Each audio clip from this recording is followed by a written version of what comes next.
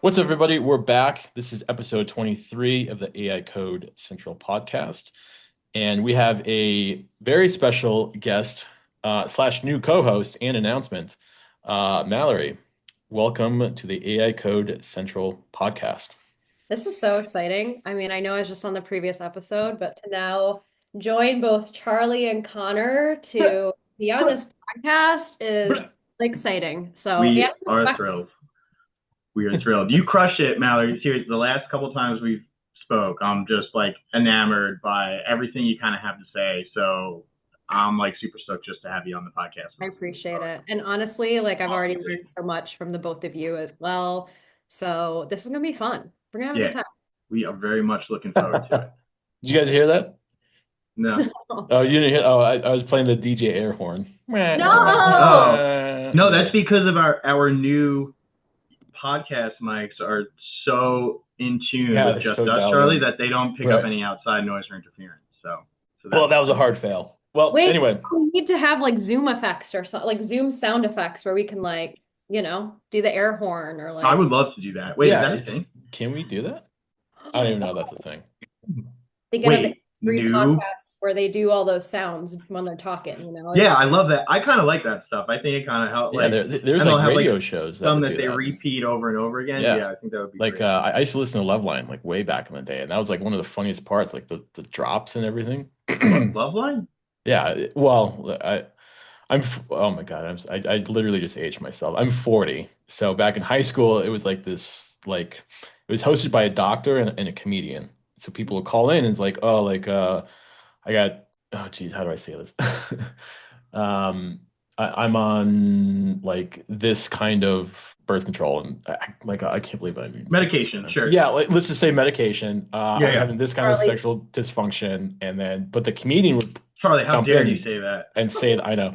And the comedian, it was like really, really funny. And it was like this national radio show, but they always had drops. It was like a background sound effect. And it was like so well timed. It was so funny. It was so they're on Yeah, YouTube. It was very nostalgic, but we got to figure that out. I Well, remember. like we could do memes, but then we can mix it in with like terrible marketing jargon, right? That nobody wants to hear. That just could get the people going. You know what I mean? Yeah, rubber hits I the think really road. just like perk them up after they're just Yeah. like, what are these guys talking That's about? right. And then all of a sudden, just boom, sound effect right in your Bam. ears. Like, So Mallory, what will our listeners and viewers get with your expertise? Because I like that final piece of the trifecta of this podcast has been just slammed right in front of them. So what will they get? Absolutely. So, a few things. One, when it comes to brand, community, and content marketing, that is just my bread and butter. And it's great because that I'm doing this podcast because I've had so many folks as of recent. I was just telling Charlie this before we decided to record that I've been getting inbound of people that are just interested in learning more about what it takes to be a brand marketer. How can they actually approach building an amazing, well-rounded community for their brand. How can they approach, creating organic content? What channels should they look into? I've just been getting a lot of questions. And so I'm excited to be here with Charlie and Connor because I think this is a wonderful time to figure out how I can share more of this knowledge with the world. So there's that. I think when it comes to my experiences around working at early stage startups, specifically in games and AI and tech overall, I'm happy to share a lot of those stories with our listeners. And of course, when it comes to just like team building and culture, which I'm very big on, I love managing people and working with teams and working with folks. Like I can definitely provide some insight to that as well. So those are some of the things that you'll the be hearing from me. Also, I love Bam. salad sandwiches from 7-Eleven in Japan. So you might hear me talk a little bit about that too. That's Oh, your jam. you're like the big fan of the Japanese 7-Elevens. Yeah, I I'm wish they like, had one over here. No, I don't. They look amazing. Every time I watch them on like social media, they Is that a like thing? it's the milk bread, right? Isn't it like the really soft, squishy bread, yes, it and the egg is. salad is It is. like so like mixed together. So it looks amazing. They have some here around New York City. I try and like replicate it, and for some reason I take a bite and it's good, but I feel like it's Um, not the same. Like no. Really? Doesn't mean it's a Wow. satisfaction. And Okay. I'm just putting this out there because maybe we'll be lucky and 7-Eleven will sponsor us one day, okay? So, Or we can go on a trip to Japan and do the podcast from there. Yes, that would be gangster. Those are true aspirations of growth right there. We're able yes. to get to Yeah. Japan to do a podcast. So, Oh, which actually, so I get a lot of folks that are like, oh, like if I were to like look into mascots, like I want to maybe think about a mascot for my brand, where would I get inspo? Of course, Pinterest, but Japan. Get on a plane and go to Japan. You will get so much inspo because there's a character for everything. There's a character for the neighbor, Mm, the transportation line you're about to take when you're walking and you see sewer covers, which are usually brown and gross. Beautiful paintings that are so cute. Like they just do character building and mascots so well. So that's a hot tip. Like if you're looking really? to get some inspo and you can interesting. afford to go to Japan to get said I just inspo, want to go to Japan. go. Yeah. I just Invite want to go to Mallory. Japan. I just have friends who came back from there and they said, everybody I've spoken to, they say it's like one of the best places in the world to go visit. It's like everyone's super friendly. Food is great. Like very nice. Clean is like one of the biggest things I always get. Yeah. Super, super clean and well organized over there. Yep. Like infrastructure wise, it's really set up well. So, oh, I'm jealous talking like that. You I'm jealous? living in New Yeah, York yeah. City. Well, I'm in New York City. You know, it's Okay. Yeah, yeah. different world here than I'm sure Yeah. it is over there. I saw that stuff, but Well, as we catch up, we're gonna start with Mallory. Mallory, tell us about your last week. What have you been up to? Your world, as we say, you walk in the line of Walking entrepreneurship the and line. I'm walking the line right unemployment. now. Yes. Unemployment and employment. So last week's been great. Outside of just like resting and getting all these appointments that I need to get done right now, I have been talking to various startups in the space and just kind of starting to put my feelers out there and building relationships. And it's been really interesting to just see where people are at right now and where the AI space is at and what people are thinking about. So that's been kind of cool. I went to a haunted house called Terror Ooh, how was yeah, I it? love haunted houses. How was here in it? San Francisco. It was a 90-minute haunted house, but had live action in it, and which is like they had actors actually acting out the sort of story that takes you through the whole haunted house, which is very different from what I've usually experienced, but it was super fun. It wasn't like the scariest thing ever. I feel like it takes a lot for me to be scary with haunted houses, but it was still really worth it. I did a Halloween party with my niece. Oh, We cool. decorating cupcakes, All the Halloween stuff. We love it. right? Cool. Like, so I feel like that's been my week. It's been kind of festive, it's been restful, and I've been chilling. So, what Living your about best I life. love Halloween. That's my favorite holiday. I'm sad it's almost over. All I'm right. to the point. Yeah, I think I told you, Charlie, but like my wife and I were just big like fall fanatics. We got today's our anniversary actually. It's our 2 year anniversary. Oh, So we got congrats. married the end of October, and it was like after Labor Day was over. I've never decorated this early, but her name's Zoe. She just like she walks down. She's like, "Let's go get the Halloween decorations. It's time." I'm like, "It's still 80 degrees out." I was like, "I don't want to yet," but lo and behold, they've been up for the past 2 months. And now I'm going to be very sad to take them all down when it's over. But oh well. Well, anything else new with in your world, Connor? Besides the anniversary stuff, let me think through here. Anything really, really new? Well, okay, so it's not anything too interesting, but semi-interesting. I was supposed to go to Jamaica next weekend, and they are apparently about to get, or probably in the midst Oh of yeah. getting like absolutely like they could be slammed. Like I hope Yeah. not, right? I know a few people down there. Let me take a step back. So I actually helped a gentleman property manage one of his villas down there, right? I just like got hooked up with it somehow. So I take like all incoming like Airbnb inquiries, like Verbo, Expedia. People just reach out on the website, and for doing that, like whenever somebody books, I get a little bit of the cut of what it is, right? So it's a nice, partnership I have there. I was supposed to go down there this weekend coming up to go take pictures and update all the listings and everything. I was going to go down there for a couple of days, relax, get some sun in, and that does not look very likely right now. So I've been keeping in touch with a few people I know down there, just keeping them in my thoughts and everything. But yeah, that was kind of the big shakeup the past couple of days, has been deciding whether or not I'm going. The flight's still on schedule, but I highly doubt they're going to even let people in Jamaica unless you're going there for, to help clean up or whatever there might be that happens. And listen, maybe it isn't that bad and it blows over without an issue. But yeah, that was kind of one of the big things. Again, feel really bad for the people down there, and Yeah. unfortunately won't be able to make it down to Jamaica. But wait, you have an Airbnb side gig? Sorry, I think that's what I'm just learning in this. Oh, Yeah, also, yeah, like, yeah, I sad that didn't you know that. know, yeah, but yeah, yeah. you have a In side gig. Jamaica? Yeah, so it's like, yeah, and Okay, it's not like, so don't get it twisted the wrong way. Listen, if we want to do a podcast in Jamaica, I could get us into this villa, no that's what I problem. heard. So yeah, I'm sure, That's but what I also heard. That's what I heard.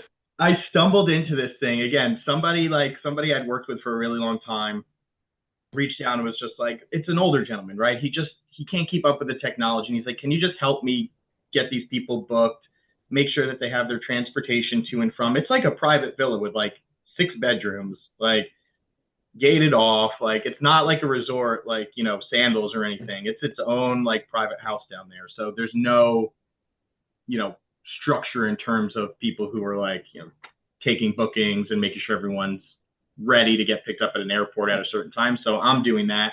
I get a cut of the booking, and then if I want to go down at any point in time, he doesn't charge me to stay at the villa. I just got to pay for the flight and my food, and that's it.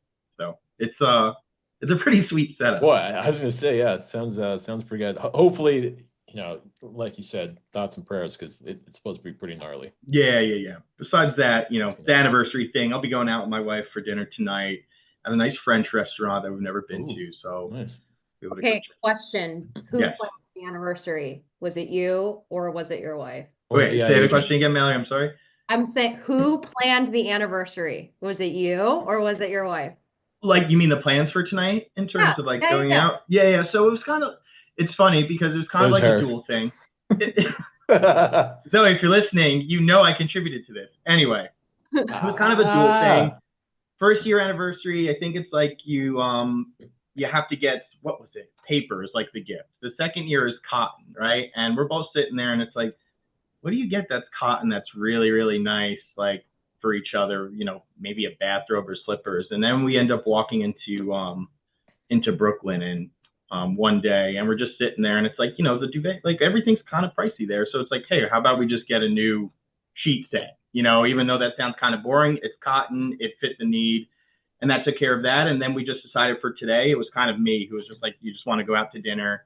I picked a spot in Brooklyn and she picked a spot that's local in Astoria. So it's half and half. If you ask her, I'm sure she would take a lot of the credit, and I'm okay to give it to her for it. That's so funny. I asked because when I was building whatever, there was a time where we were focusing on date nights and couples. And so I did a search with couples where I would talk to them about who plans date nights, how do they plan, like all of those things. But that was just one niche that we focused on when I was building whatever. But that's why I asked, because I'm always curious. And it's definitely a mix up for sure. It's not always by any means, which I think is the stereotype and what people tend to think. And it's because I think women just naturally love to plan more. But yeah, that's why I wanted to ask. I was curious. No, all good. And I'll put it to you this way. There is something to it, right? Because any plans, anniversary or not, it's like, I'll be like, okay, you want to let's go out to the museum, the park, and a restaurant on Saturday, right? Like we have all these things, thankfully, in proximity to us. And she'll be like, oh yeah, that sounds great. And then the day before, we'll still go do something, but the script is totally changed. The restaurant I picked is what she wanted. The museum changes to a Broadway show, and a walk in the park ends up being rowboats in Central Park, right? And it's like, okay, so I gave you the foundation. She just took it and wanted to go her own way with it, which again, I'm totally fine too. Yeah, I do that too, as well. So, but you did put the effort in of planning, Connor. So I did. Plans change. Doesn't you put the effort in, and I get that credit. Yeah, it's the effort. Yeah, that's it. Charlie, why don't you give us a little scoop on what your past week's been like? What's up, man? Past week, so I submitted the API. It was like an approval. Okay, so Google Ads has to be spit out in a certain manner. So like a certain type of not JSON. What's the other structured data type? JSON. What the hell am I thinking of? CSS? No, I can't remember. JavaScript? Ask marketers this question. Yeah. What is it, Connor? JavaScript? Not Java. It's like a certain structured data that Google needed to see for the Like Google Ads API. metadata? Schema? Um, I'm just gonna throw things out here until you say yes. okay, all right. Schema, metadata, JSON, JavaScript, CSS. Man, Like that's kind of where it all ends up. when you prompt an AI in this data format, it's supposed to be like the highest and like best way, quote, best way to get a good response back. So it's basically what the AI is looking for. Why aren't we just asking AI? We Sure, we'll could. tell us I guess that's in the a easy way to second. do it. But Yeah. Isn't whatever this that. AI code? Isn't this the whole point? This is why we are here, Connor. Pull it up. I Pull I'm it. think doing it. I'm doing it. I'm going. Okay. what the hell is it called? It's a structured type of JSON. If it's Anyways, JSON this whole time, okay. Anyways, whatever that is, Google was looking for that. So instead of, well, then I get the email from Google from their API team, and it's like, okay, well, we can't do the connector because we're not getting approved by the API to show you the way that this is supposed to report back. So it's like a catch 22. That's when I asked it. That's why I sent you that screen grab, Connor, of we can manipulate the data spit. We can create a dummy account in the app for Google Ads, and we can make it spit out dummy data in that certain structured way. And that's when I prompted GPT. That's when I sent you that screen grab, Connor. Is like, is this like that movie Speed where like they loop the footage on the that bus? was And really it's like good. they're doing it, but they're not doing it. And it responded back with a little laughing face. And it was like, yeah, that's exactly it. We're like kind of doing it just to send the screen grab to Google so that it gets approved so that they don't blow up the bus. And then I kind of laughed. Yeah. So that was sent last Thursday. And of course I watched that movie because that's a banger movie. That is a classic banger. I'm The not seeing young much here, man. You got like it's not JSON. It's Node.js. oh my God, this is gonna drive me insane. Anyway, it's got a young Keanu Reeves in there. Very young. Very, very young. It's a great movie. Went to an Avs game. I think that was Thursday night. I had like 2 beers or like 3 beers, and I had like a headache when I woke up on Friday. God, we're getting old. Yeah, I got back on the ice finally. I got back on after like 5 months off There you go. of How'd it feel? You sore the uh next day? dude, my legs were gassed. Yeah, I Absolutely. bet. They're like one of the guys skated by. So I play goalie. One of the guys skated by me. He's like, "Hey, you look pretty good. Like, how you feeling?" And it was like 10 minutes into the skate, like just after warm-ups, like 10 minutes. I'm like, dude, I'm gassed right now. You're like hyperventilating on the Oh ice. my gosh. That It question. was it was pretty bad. It was great. And then like I walked into the room, the dressing room, and I forgot that smell, that hockey smell. Like it kind of just gotten out of my brain. Yeah, hockey has a very unique smell, and I don't like. I'm over it's here. Like, is terrible. it a? Yeah, okay. I It's would have. brutal. Oh, I like didn't want to explain it. be rude. I don't know how How do you you would. smell this without smelling it? You can't. It's a very unique. Huh. You just once you smell it, you're like, oh God, can you just get that away from me? But it's so much a part of that, and it's even like a thing in the culture, the hockey culture. Do you guys remember that show 24/7 on HBO? Yes, I do. Like it was such a badass show. They like 24/7 footage, following the team around.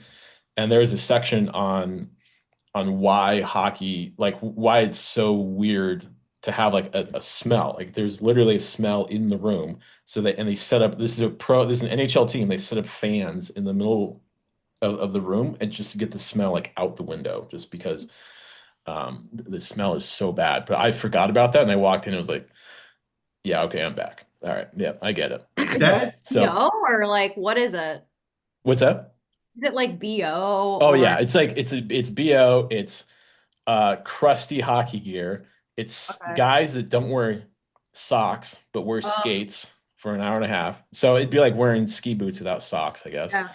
yeah. It's spit, it's mucus, it's blood, it's all kinds of Okay. just All right. like a medley of it's pretty bad. But it like right when I walked in, I was like, yep, okay, I get it. Like I'm in a hockey dressing room now. Mallory, if you thought that the haunted house you were just in wasn't scary, go into it Oh, sounds like go into a hockey locker room they're and brutal. That smell Right. is And then I'll walk right out because I'll be so yeah, yeah. like I'm good. You'll do that teardrop just in and out, and then you get guys that don't wash their gear, and then you guys that don't shower after they play, and the guys that use the same towel for like 6 months out of the it's oh brutal. my God, that's how you get diseases. Yeah, it's pretty bad. But I forgot how fun hockey is to play. So I play goalie. It was a hell of a workout. 90. I forgot what pucks feel like flying at your face, just like My God. guys winding up, taking clappers, and I got like a welt in my arm, and so Hey, it felt good to get back in. wait, are you like on a team or in a league sort of situation? I'm not in a league, but I'm in a private skate. So the best skates in Colorado don't have refs and they don't have scorekeepers. They're very private and you have to be invited in. So I'm in one of those skates. So there's Hey. like, and I've played for so long. Look, like everybody needs a goalie. I kind of talked my way in. Plus, I brought beer, you know, Oh, like that's once a how month. So Beer will that's do it. yeah, like that'll do it. So yeah, I've got all kinds of hockey stories. So that was good to get back on. I took the summer off to mountain bike. Um, so that was good. My legs were I did yoga yesterday morning. Usually I'm like Yoga. not bad. Oh man, the knees were knocking. I mean, they're like that. I was like trying to balance, and that was not happening. So, um, but it was good to stretch. I've been sitting in front of this screen building this app for the past like 6 weeks, 2 months. It's Yeah. good to get that stretched out. So, yeah, I literally have a note in my phone app. Did yoga finally, dot, dot, dot, all caps, not limber. Yeah. Not limber Wait, at have all. you I, done I, hot yoga? I have, yeah. Yeah. It All right. is, What is hot that is yoga? I'm not a no yoga joke. person. What is it? Well, Connor, when we all three of us get together at some point, guess what we're doing? We're going to yoga. Oh, And I then don't we're gonna, want. and then It we're is gonna no film it. joke. Hot yoga is no joke. They throw everybody in a room. You get a mat. They crank up the temperature, and you're just like Yeah, you're sweating. sweating like crazy. I will lift weights all day, bike, treadmill. Yoga Dude, for some reason is not it is like. not the Oh, same. also, so I love to do yoga, but I do a lot of Pilates, and I'm obsessed with Uh, Pilates like talk where they show men doing Pilates for the first time, and they're just and these are athletes, right? They're not just like these yeah, are yeah, athletic men on like doing Pilates, and they're just like shaking. They just yeah. keep, so I'm That's like, how I am with yoga. It's that's what we do. It's no joke. Like We it get is. together and we'll film that, and that will be we'll Yes. the podcast. That'll be Well, super entertaining. Might be the most entertaining thing and Yeah, it for would the podcast that day. it yeah. would be. See, this is what Um, happens if you guys bring me along. I'm coming up with all these oh crazy. yeah, I 100% in that we're doing that. So did yoga. Plans for Halloween. We're going as what the hell is that show again? Why can't I think of this? Oh, you told me this, and it was really good. Legends of the Hidden Temple, right? Yes, yes, we're doing Yeah. that. So we got the shirts in last week. We got the helmets last night. We're gonna spray paint them gold and going over to a friend's place. Um, Andrew, well, he doesn't listen. It's that friend group, that couple that you go in and hang out with, but you just get just smashed. Like I can't try. They have this guy drinks like he's the highest functioning alcoholic I've ever met, and I can't do that. But he's so Well, fun to hang out with, and good so thing Halloween's on a Friday, right? yeah, yeah. Good thing it's on a Friday. So look, I'll have 3 beers, be hungover, and but What you do, Charlie, you switch up from beer and you just do shots of tequila because ugh, that Boom. clean alcohol right there, right? Just like in terms of, I mean, no alcohol clean, but like in terms of not feeling the effects as much, shots of tequila will do the you clear good. booze. Okay, we'll see. I I will think send. there's something to that, probably, or for I'm not sure. joking about that. I don't drink beer. I didn't when I was college. I don't drink it. I wish I liked it because it's just like an easy drink to get literally at any bar or any restaurant. But of Yeah, course, cocktails, and I have to be that bitch. But I love to if I'm gonna go out, do a few shots of tequila, and then and then I coast the rest of the night, really. and then I'm Okay. like, yeah, yeah, yeah. So And you that's what Do I you do. drink Like wine? earlier, no, I drink multiple, like two, three, and then you're good the rest of the night. and you just sip it neat, or you take a shot. No, no, no, no, you don't sip it. No, you gotta So take the shots. yeah, yeah, yeah. You beer Uh, bong it, Connor. well, I might, I don't know. That's anyway. I don't have any, any type of alcohol liquor I'm usually okay with, except what's the one? It's called Fernet. I can't really do. I don't know if you've Ooh, ever had that. yeah, I have. I think it's an Italian thing, or I think like after they're done eating, it helps with Yes. digestion and stuff. And I'm just like, no, not for me. It's too Yeah. strong. But I used to live with two bartenders. So I yeah, used to they're be a bartender oh you in did? college. Okay. I was Oh the wow. local college bartender. It was fun. It Did had you its have that moments. stash too? No, I didn't have that stash. Uh, I back in the day when I was younger, in my younger days, I couldn't grow a cool stash like this. So that's a recent addition the to. duster. Yeah. No, I love it. Fernet's very popular out here in San Francisco, so I've had my fair share of Fernet shots. Unfortunately, I'd much rather have tequila because it is like drinking Listerine. Yeah. And at one time, I hosted a party where I had a Fernet fountain, and that was a hit. People liked A the Fernet Oh, fountain. Oh my god, that's awesome. that is Oh, there's gnarly. another worse one. It was a mixed cocktail. It was like Fernet in it, and it had other things, right? It wasn't just Yeah. Fernet, but it is a thing here in San Francisco. And then there's a drink when I grew up in Chicago called. Malort. I was about to say that. It's so gross. So it tastes like grass. So I feel like every state or Oh, parts of the Lord. US have their like drink, and it just isn't. And like here, it's Fernet. So yeah, Interesting. it's No, definitely like an Malort. Italian thing. I think you're right. It's not. It's like an aperitif from like some Mm. part of Europe. Correct. Yeah. Mm. Yeah. But not for me. Malort. That was the other one I was thinking of. I don't remember Fernet's that. not compared to Fernet, Malort is awful. Like Fernet is great. I would drink that anytime if you put two in front of me. Like Malort is just. I don't think I've had that. When you visit Chicago, I have. when we visit Chicago, Yeah. so if I have to do hot yoga or yoga or Pilates, whatever it is that we come up with, you have to have Malort, Charlie. Let's go. Yeah, that's cool. All right, that's All cool. right, you'll be all right. Don't Um, worry. I'll make sure you make it home. I'll be fine. And yeah, and then we hopped. I gave the old shepherd's hook to Mallory. I said, "Yo, Mallory, what do you think? Got this idea, got this podcast." And I sent her an email, and yeah, and then Here we here she are. is. Yeah, this is over the. I sent that when did I send that email? A No, couple days Wednesday. ago, and We sent then it last Wednesday. yeah, and then yeah, I got it back yesterday. And I was like, "All right, let's fucking do this." Scale this up. We So so very, very we exciting. why don't we give a little insight as to the person that we're actually going to be speaking with too, so everybody kind of gets a Yeah. preview of So we are interviewing, I might screw this up. His name is Sukh Saini, and he's the lovable winner of the hackathon. Pardon me. The hackathon. Will I Am was there. I guess Will I Am, he offered to invest right there on the spot, I guess. So we'll get the story. So again, Sukh Saini, he's the founder of Engine.ai, and it's a marketing platform. So looking to get more insight out of that. So that should be a pretty good interview. Sweet. Yeah, I'm looking at Engine AI. It looks pretty cool. So definitely quite Looks a few good. questions I'm going to have. Yeah, For the yeah. gentleman. I've got a couple loaded up, and yeah, why don't we just go ahead and transition over that, and we'll see you guys after. All right, we're here with the Lovable Hackathon winner, Sukh Saini. Thank you for taking the time with us. Of course, happy to be here. Sukh, thanks for being here. Appreciate it.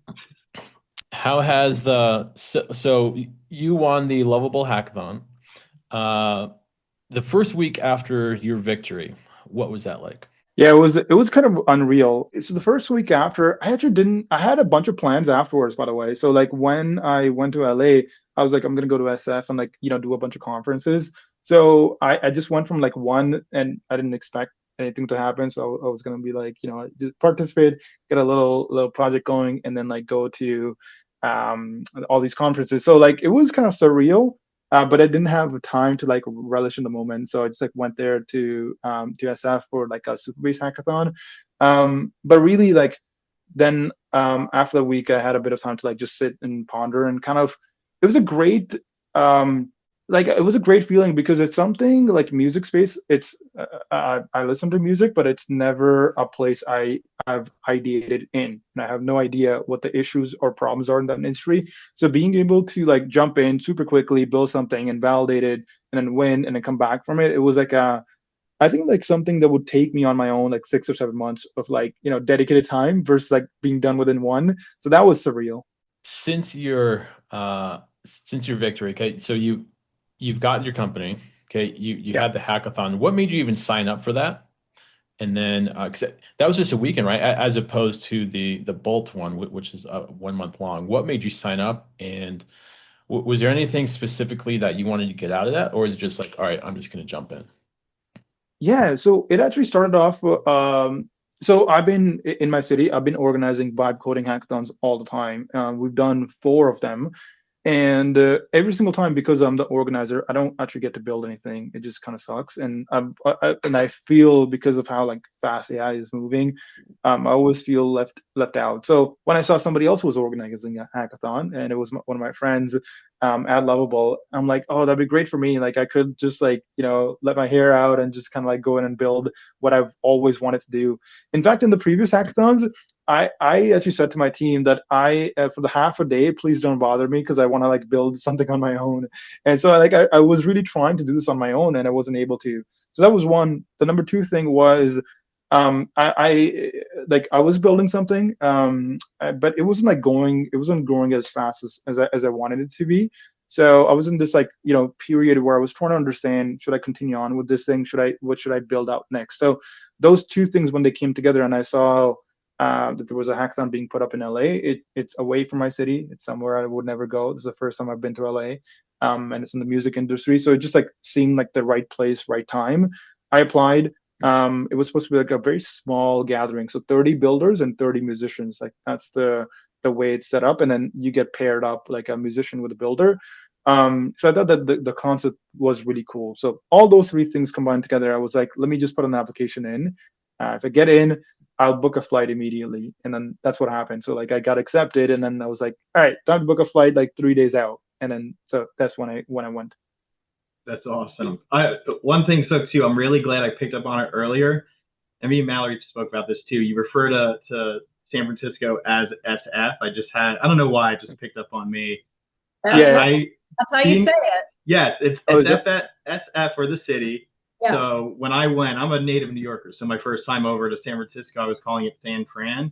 And I was just getting the worst looks from everybody over there. And finally, my cousin's nice enough to tell me, who lives there? You think I'd get this information before? And they're like, Connor, it's SF or the city. It's not San Fran or San Francisco. It's SF. I don't know why. I just had to say it. You said it right the first time. So I guess. No, you're actually right. Somebody's done that exactly. That thing that you said, somebody's done that exactly to me. So I was calling it San Fran as well. I'm not sure why. Maybe it's in the movies. I think they say it like that. Could be. Or like. Yeah, but I've had that exact discussion before, and I hated that when that happened, but I'm glad that they did, because I didn't have to, fool myself again over and over again after when I went to the city.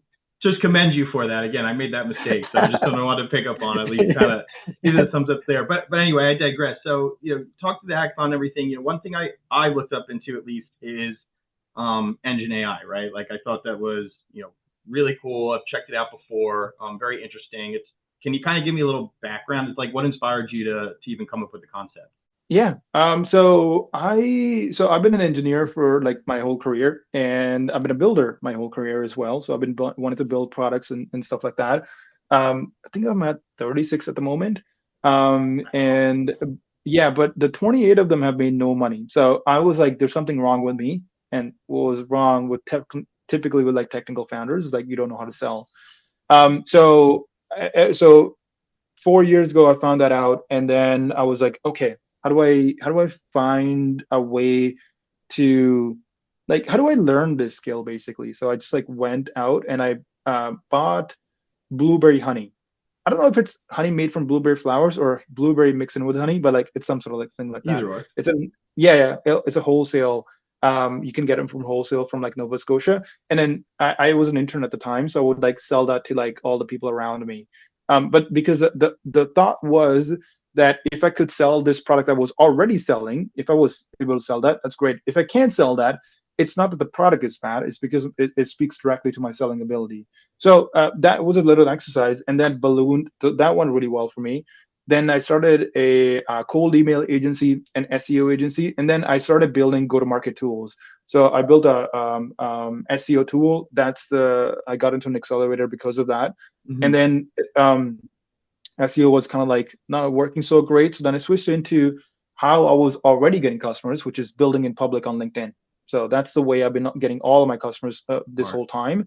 And so the problem that I identified was that us as individuals, it's very easy for us to like sit on a call and give advice, but somehow if you're sitting down and writing a good LinkedIn post where you're like giving advice as well, it's very hard to. It's a blank page problem. So I built this like voice AI, kind of like an interviewer, like a Lenny's podcast, where it would ask you. So it'll say, Connor, what'd you do last week? And you'd be like, I did this. Okay, like what was a lesson that you learned? Oh, I learned this thing. Like, but like that's not a common advice. Like people will tell you to do it this way. No, I don't think that's the right way. So you basically like it's like a sparring partner. And so that 5-10 minute conversation on Monday morning becomes your LinkedIn content for the rest of the week. So this gives you distribution without having to spend a lot of time and money to like create LinkedIn content, which is really crucial for like B2B sales. Yeah. So that's what I built. That's a whole product. It has customers, and it was like testimonials, and the product is good as well. But I through a bunch of different explorations, I know that the it's not going to grow as fast, and it's also just not a great business. That's the main thing I figured out. And so like that's kind of like it's on the So the product is built and people are using it at the moment.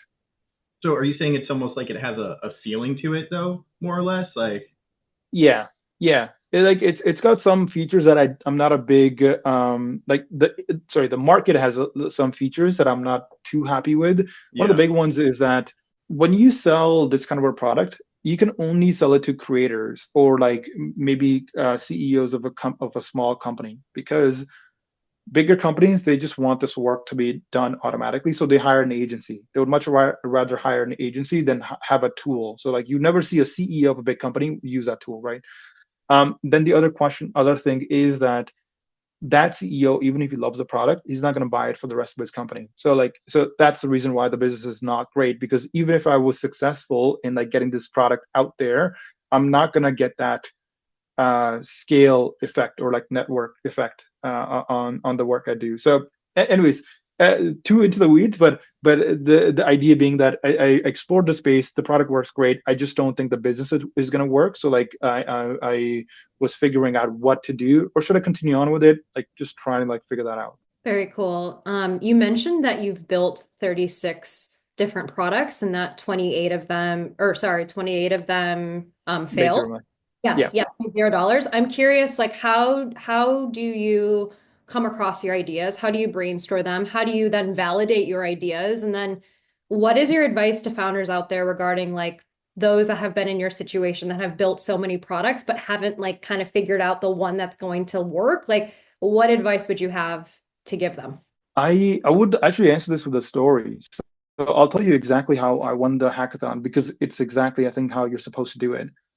So when we went to the hackathon for the music competition, my partner, she had a lot of like music background, so she kind of like laid out some problems, right? So you laid out 4 or 5 problems, and I used ChatGPT to understand what the impact of that problem is. Like, is it a $10 problem or is it a $1,000 problem? And like the same technology actually can be used to solve a $10 problem, but the same one could be for 1,000. So for example, a voice AI, you could create content with it like I was, right? Like what is the value of a LinkedIn post? Maybe like $1 or so. But you could actually solve like you can put it in front of a receptionist desk, right? And like, for automating those calls. Okay, receptionists probably make like 50K a year. You can like, figure out what the value of that is. Or you can say, we're going to do this for like enterprise support and automate, call centers. That's still voice AI, but then the ticket size of that is like super high, right? So to figuring out like, is there $1, $10, $1,000, $10,000 problem? And once you figure that out, they're vastly different businesses. So you need to be aware like which game you want to play. So we did that for like a couple of different ideas. And instead of like building, by the way, we had 5 hours to build. So instead of building, we actually like decided to 5 hours. So we decided to waste our time. Not really.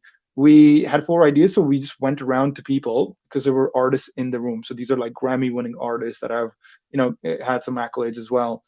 And we were like, hey, you don't want to give them 4 ideas, you want to give them 2. So you pitch them 2 ideas and you say, hey, can you give me $10 if I build any one of these? Or actually, the better way of saying it is like, which one would you give $10 for?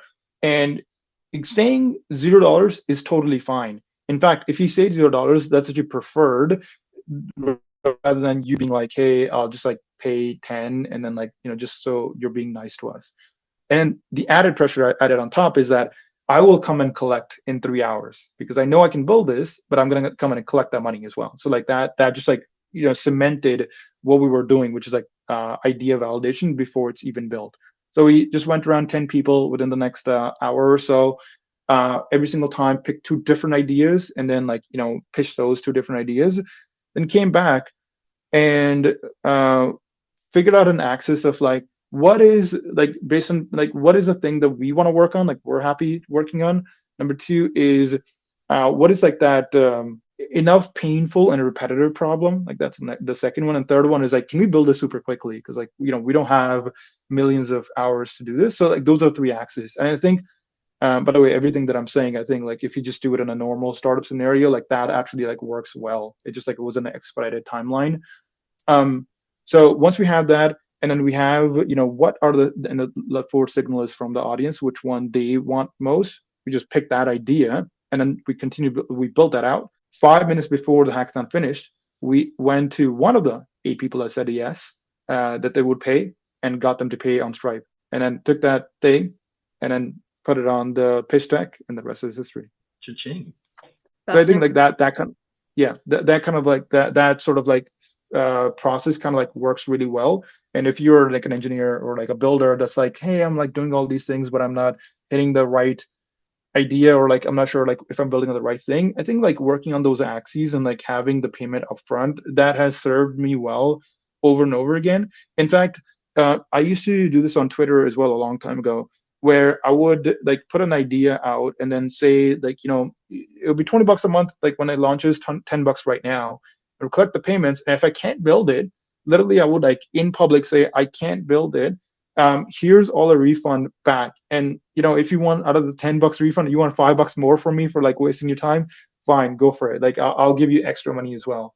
And like doing that over and over again, it's a scary thing to do, but I think that's what's required. Absolutely. The resilience piece, I think, is really important. And sort of the one relatable piece of feedback that you shared of like the top three things that you should kind of think about when you're building, right? The first one being that you want to like enjoy and love what you're building, or like pick the thing that you want to build, because when times get hard, it is the thing that will kind of carry you through, right? Your vision and what have you will carry you through those times. Have you kind of ran into Yeah, a little bit. It's because like there's at some point, I think like it was a Christmas time, I built a game on Web3. This was like when Web3 was like on everybody's lips. It's not anymore, which is kind of odd. Now everything is AI. But 2-3 years ago, when Web3 was big, I was building this like game with like blockchain based game, Santas versus I guess like normal players, and then like the game would run on a blockchain. That was the whole thing about it. And like NFTs were involved somehow. But like it worked well, and it made the rounds on Twitter as well. But I thought to myself, like, it's really good. People are using it, people are playing it, but like, why am I building this thing? Like, do I like which part of this whole thing I care about? And like, turns out I didn't really care about any of these things. It was a good like way to test out the technology and like understand like how it works, but like it wasn't like a lasting business. But I wanted to make it one, but then I didn't have any passion for it. So a lot of the times you pick a thing because it's like hot and everybody else is doing it, but then if you don't have the relationship with the problem, it's very hard to continue on with it, especially a year later when everybody else has forgotten about it. And you kind of have to like still go at it because you made that choice a year ago. Sukh, you've mentioned that you're an engineer by trade. Actually, one of your YouTube videos titled LinkedIn Sales Workshop, the first 20 seconds, you said that you're an engineer by trade, but I need to learn how to sell. Mm-hmm. Given your experience and the fact that you're an engineer by trade, for our audience, what are some sales tips that you can share through your experience? Yeah, the big one I think is you gotta be a likable person. And like I know this is like a loaded word, and there's a lot of like you can't tell what a likable person is, but like literally when like you speak with somebody, that somebody gets energy out of you, like that's the person that you want to be. Because literally if you can do that, it doesn't matter if you're selling a $10 thing or $1,000 thing or $10,000 thing, like it will work. And so the couple of different ways that I've been able to do that is it's just been a long journey. So it's not like a quick fix at all. I at the very, like, when I came out of uni, I was like, I knew that was a thing, the shortcoming that I had, which is like me being shy and like being, I want to work on a laptop kind of thing. What I found that, like, if you're a smart person but you're sitting in the back, nobody cares. But if you're a dumb person at the front, everybody wants to listen, right? And so I'll much rather have my ideas be listened than, like, spewing in the background, being like, oh, I wish they would like hear my thoughts because like those are great. So my sort of like the thing I wanted to reinvent was like, how do I become that person? And when I become that person, how do I become like likable? A couple of like tactical things that I did was I listened to comedy podcasts about 24/7. I go to Really? sleep just before I sleep. I like listen. It's just like a habit I've built up, but I just like comedy. But also like comedian people are likable from the get-go. And so like you can keep like sales is likability. Sales is like making somebody laugh, right? Like 30-minute meeting, first 25 minutes you make somebody laugh, last 5 minutes you say you want to do this like 100K deal. That's the way it works, right? And that's how you So have relationships. I love this. Like I yeah, think it's super important. And also like it's so refreshing to hear a founder talk about that, like the fact that they're not listening to another business or startup podcast, and instead you're listening to something completely different that also brings you. yeah. Dude, that's great. Sukh, have you taken anything from any of those and like verbatim said something you heard to like ice break or just to like carry a conversation? Just out of curiosity. No, I don't think like verbatim at all. But there was one time, like, I bought a super expensive jacket one time, and somebody asked me for money, and I'm like, I don't have any money. I spent all on this jacket. So that was like that was Nice. so that's something that came out of like a podcast as well. But I think it's just like there's like a string of letters or words together that like make somebody feel a certain way. And that's what, again, like that's what sales is. Like there's like a string of words I can say that would make you buy a $10 thing, but then the same string of letters could make you buy $1 million thing. And like comedy is the same way, right? So it's all a wordplay. So yeah, I really like communication and like I want to be a better speaker. So that's the cadence I think is like what you pick up or what I think I've picked up by listening to these folks of like how do you say a funny thing or how does it sound like so then I can like mimic it as well. The exact words are like a little bit subjective. And so that's one tip I have. The second one is learn how to do like a sales call. So like a sales call, typically the way I do it is 30 minutes, 5 minute building rapport, next 10 minutes doing like discovery on the person, next 5 minutes asking if I can do a demo, right? And then so like 10, 15, 20. So and then like the last couple of minutes like handling objections, right? So like and then the last couple of minutes, if they say yes, if they've said yes to everything, sending them a Stripe payment link immediately. You're not going to see this person again. The no-show rates on the next call is like basic, like is through the floor. So if you can like learn to do a 30-minute sale in this way, you become a machine. At that point, you just need something to sell because like you just have the process down. And if you can like go through those phases without feeling hurt or without feeling that it's like that the customer is like saying no to you specifically, like there's all these like things that kind of go through your brain. If you can like become a machine and do that, like that would be my second thing. If you can be a person that can like close things on a 30-minute call, because like the reason that you can close something on a 30-minute call is because you've like been likable, you have something like you've identified a problem with them and that they trust that you can solve it. So like it's like an ultimate litmus test for that. The third one, and I'm happy to go into detail on all these ones as well, but the third one that I think I recommend is like building in public. So I've been doing that for the last 4 or 5 years. In fact, Mallory, we're talking about KP. KP is the build in public guy, and I think I spent like KP Karthik Puvada, that's his name. He is a founder of relations at Paddle. He's been a mentor for, actually, he used to run this thing called Build in Public Fellowship, which is like all about how to build in public. And I paid for it because I'm like, I need to learn this. And it sounds silly because like, it's like, yo, you just like write stuff in public, what you're doing. But like, there's a bit of like a mind shift there of like, I am a person that like does things and like talks about those things and then talks about my learning in public and talks about failures in public. And I'm not a person that just like, goes to ChatGPT and says like, I have this story, and like, can you make it like a lot more positive and add more emojis to it, which is like typically what people when they post on these social media platforms do. So really being an authentic person, if you do that over and over for a long period of time, people start remembering you. So people like remember that this person has been honest, trustworthy, and like is able to like share the lessons that he's learning, and just like is a person that I would trust. And so that thing with the impact of social media, as in like you have a large group of people they can hit immediately, it pays dividends longer term. I've been doing this for the last 3 or 4 years now, and now people come to me and be like, "Hey, I became a founder because I saw your post," or like, "Hey, my friend told me about you a bit ago."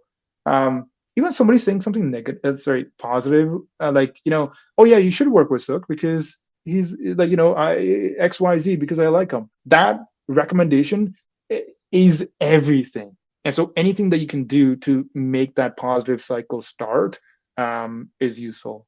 So those are my three points. Yeah, the positive reinforcement piece is huge, like you said at the end. And then I think I wanted to go back to you a minute. So you talk about like authenticity, right, in the content that's put out there. Mallory, you and I have spoken about this too. It's like authenticity, it just adds credibility, right, to everything that somebody's viewing.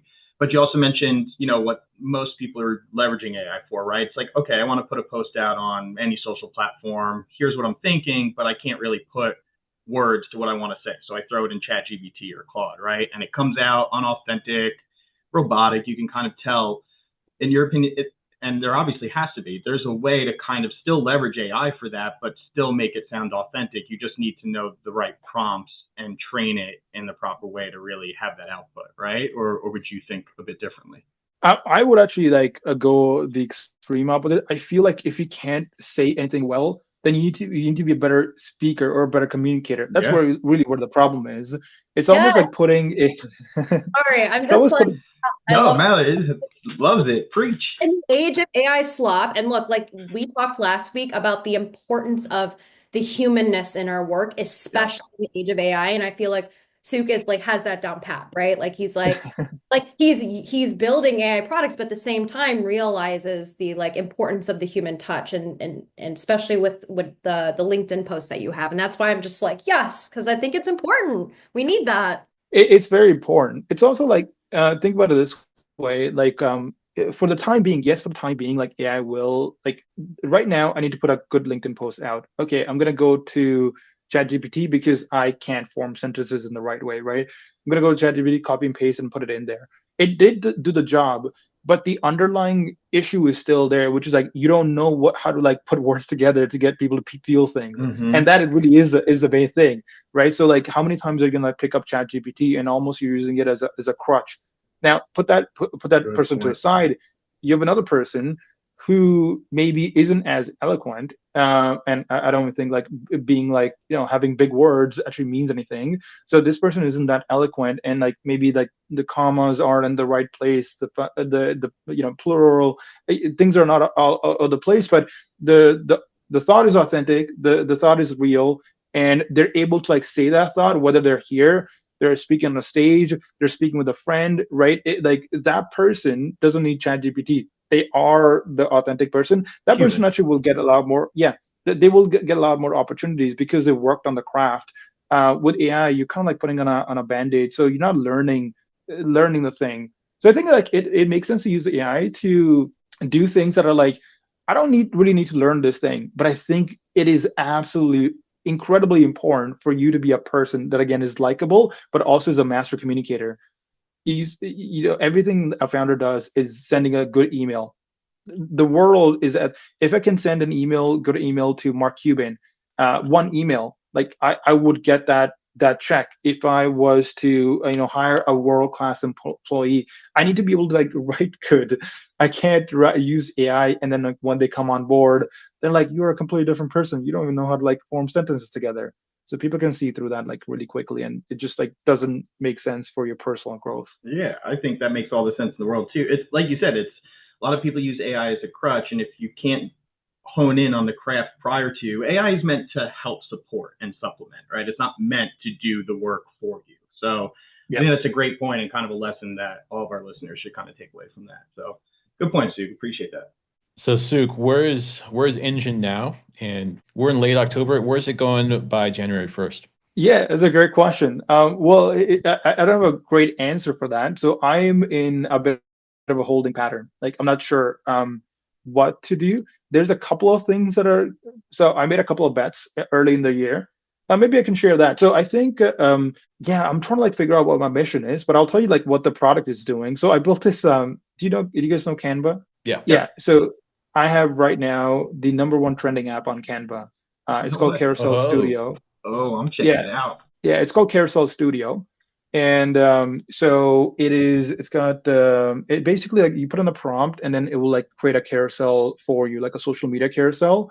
We'll design it plus write the copy automatically for you, and it's something that I worked on for like very small time last year, and then it's just kind of like blown up. And so what I thought it wasn't going to be as big, so I wasn't like thinking about it too much. But I think this might be the break. This might be the thing that I need to put more time into it. So what I'm doing literally right now is I did some experiments of like data product analytics on like what countries are using the most and like where the issues are and stuff like that. So I figured out that retention is not great on the app, but like people like really love it, like really love the promise of it. So it's not delivering the value as much as I want it to be. So I'm like literally doing a product redesign right now. And I'm gonna have a new release out in like the next couple of in a month or so. But in January, it's at 20,000 monthly actives right now, and I think I want to get to like 50K, and I think we have a pretty good shot of doing that.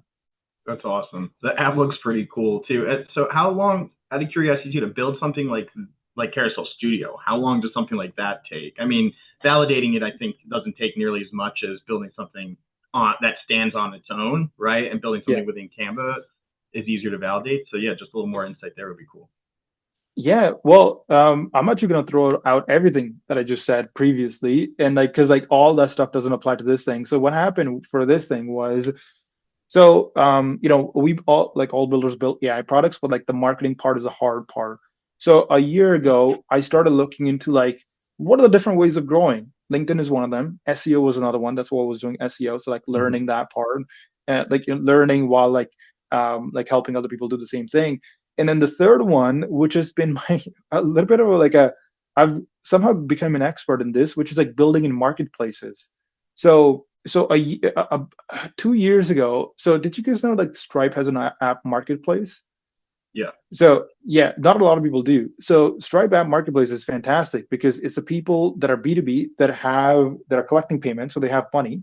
So if you can like make their job easier, then you can you can charge them a lot of money. So I built an app and I sold it. And so I knew that building in a marketplace could be really fruitful.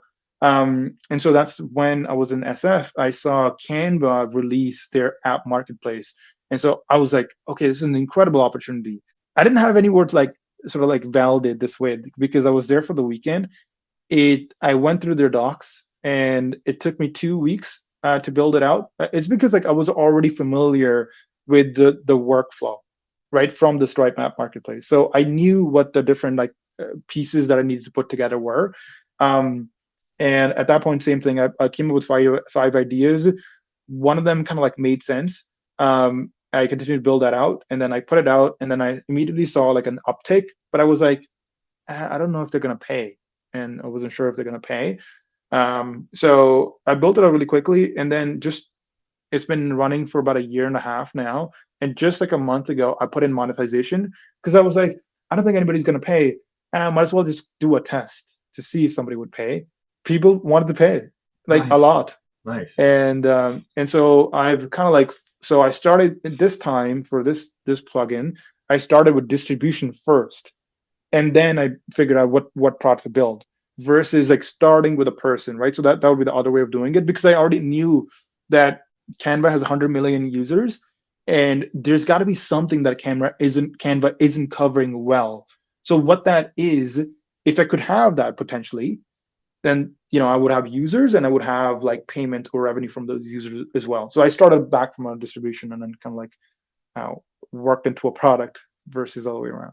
Suk, what tools are you using as we wrap up here in the next couple minutes? What tools are you using right now, and what can our listeners expect from you from early next year? Yeah, the tools I use Lovable for all of my quick builds because I just want to like see what it would look like. But once I have something that's like roughly the shape of what I want it to be, I bring it into Cursor. Um, and Okay. because I built so many products out now, I have like templates built out, and so I can just like drop that product into the template and get going pretty quickly. Is Yeah, that the only that's reason one. why? Suk, pardon me. Is that the only Yeah, reason why you go from Lovable to Cursor? Is because of that's those templates? yeah, that's That's the main okay. reason why. Yeah, also I work on a very specific stack, which is it's called Next.js, like Next.js Mhm. and React.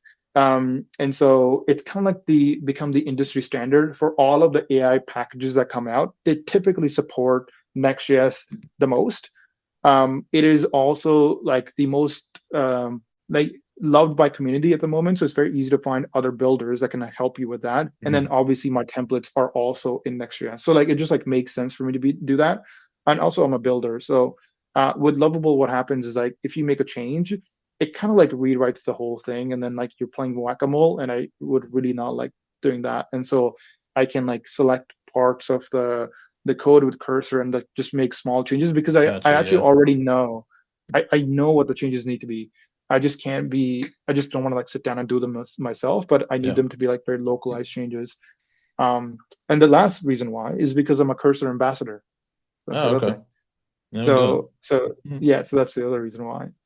Gotcha. I have spent so many nights in Lovable just error loops. Not throwing shade at Lovable, but I mean I've slacked Connor like 2 a.m. Like, dude, I like my brain's gonna fall out of my ears. Like I can't figure Yeah. this out. So And it's not just a lovable thing. I think there are many vibe coding tools in general that are kind of dealing with some of these issues right now. So, Yeah, and so a bit ago, I was doing this thing which I called Vibe Coder Doctor sessions.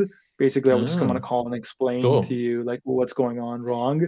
But yeah, it's not an uncommon problem. It's like a very common problem that you would run into, and like that's the reason why, when you like work with builders or like engineers, they like they've gone through like I've sat through these kind of things overnight and just like Googling what the hell is going on kind of thing. So that's why like if you show me an error, I pretty much have seen like most of the errors at this Nice. point. Nice. I have uh last week before I ran into this roadblock with the Google Ads API for our app that we're building, I would have GPT-5 or Sonnet 4.5 basically diagnose what Lovable is telling me, and I just go like back and forth, and just for my own like sanity and smoke that tests, and you know how it is. Yeah, of course. I think that makes total sense as well. I think like just understanding kind of like what the errors are being thrown and like why they're being thrown. Because like sometimes it's like you've asked it to do something that it can't really do, but then it's trying to do that because it's like I must serve the master. Mhm. And then so like you need to know why it's doing that, and like having another LLM kind of like where you like paste in Mac messages and like ask it, hey, am I crazy for doing this? And like give me the actual advice because the vibe coding platform is like, yes, I'll do whatever you tell me to do. Yeah. So it's kind of like you can't trust it. Well, Suk, as we wrap up here, where can our listeners find your apps, and where can we find you? Like X, or if you have a YouTube channel, please let us know. Yeah, I'm on LinkedIn. So I can like send that to you afterwards as well. So Cool. LinkedIn would be a great place. I'm happy to like chat with any listeners that you have that are like struggling with any of these things and see where I can be helpful. So I have my email is sukh@engine.ai, engine with a Y. But email and LinkedIn, that's where you would find me. Email and LinkedIn. Awesome. Mhm. Well, cool. Suk, thank you for taking a few minutes. Great Of course. insight shared, especially in the sales part. I think that's so critical for founders to Yeah. learn that and get to know that. So thank you for taking a few minutes, and we'll be back next week with another episode. thank you, Sue. Thanks, Suk. Great interview. Suk, cool dude. Great story. And I Yeah. love his insight on sales, by the way, like how important it is to learn how to sell as an engineer by trade.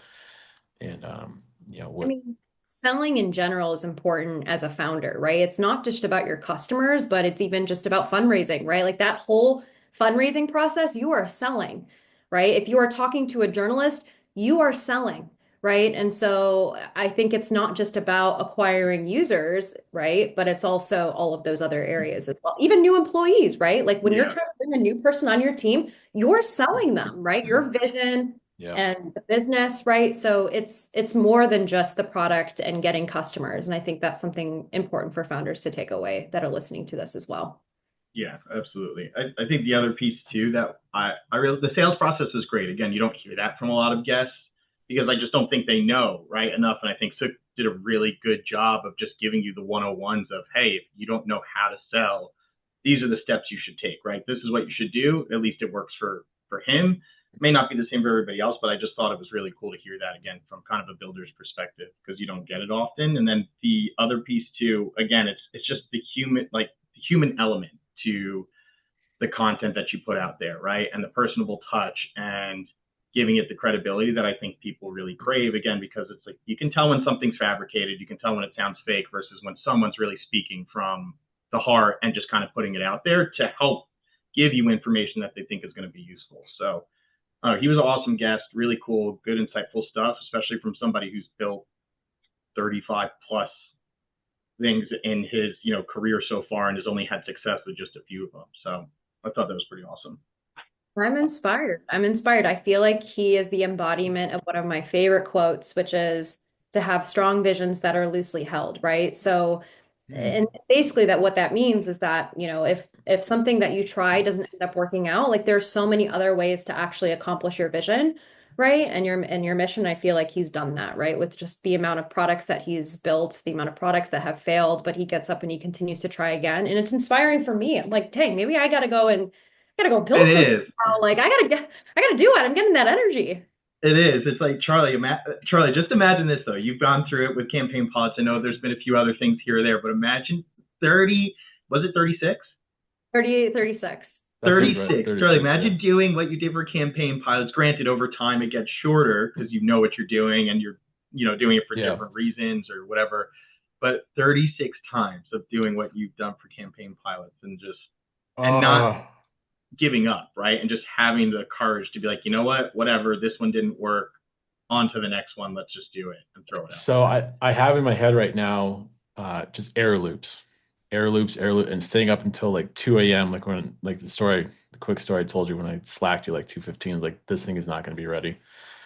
I have that in my head, but I think more than that, it's like how are these things built? How's the foundation? Like what's the specific problem? I feel like after app maybe or like attempt 10, I feel like your focus gets so granular. You can build like super fast. With campaign pilots, I just happen to pick, like, from what I've been told, the two hardest things to do, which is authentication and connectors. And I have gotten to know one of the support guys at Lovable. I won't say his name, but yeah, I dropped his name to MP from Lovable when he was on. He was like, "Oh yeah, that guy." That he knew him like right away. Oh, so, no way. Dealing with that, oh my gosh, just the headspace that it would take. Because I literally think about that stuff like before I go to bed at midnight or like first thing in the morning. Like, oh my gosh, I have an idea for that. I just run to the computer and just like and sometimes it takes. I think that it's not the same as building, right? But if I'm building, it is building. If I'm building an infrastructure for like a DRM for somebody from a marketing perspective, it's like you have to customize it so much that it could be looked at almost the same way, right? Maybe it's not as technical, but having to do something, being at my desk for 8 hours, 9 hours, 10 hours, like straight, no breaks, and just trying to configure things. It's like sometimes you just need to take that, like, I'm going to take a nap. I'm going to go for a walk. I'm going to give this a rest for 2 days. And it's so funny sometimes when you come back and look at the problem you were facing that took you 6 hours to figure out. And after taking a break, it takes you like 20 minutes. Because you're like, oh, wait, that's all I needed to do. And there's something to be said for giving your brain that kind of reset instead of looking at the same exact thing every day, hours at a time. The problem, it doesn't go away. It's like impossible. And then you come back and, oh yeah, I don't know what I was thinking at that point. But anyway, that will wrap up episode 23. We will be back next week with another banger, of course. Thank you for listening, and we will be back. Peace. Appreciate you guys. Bye, everyone.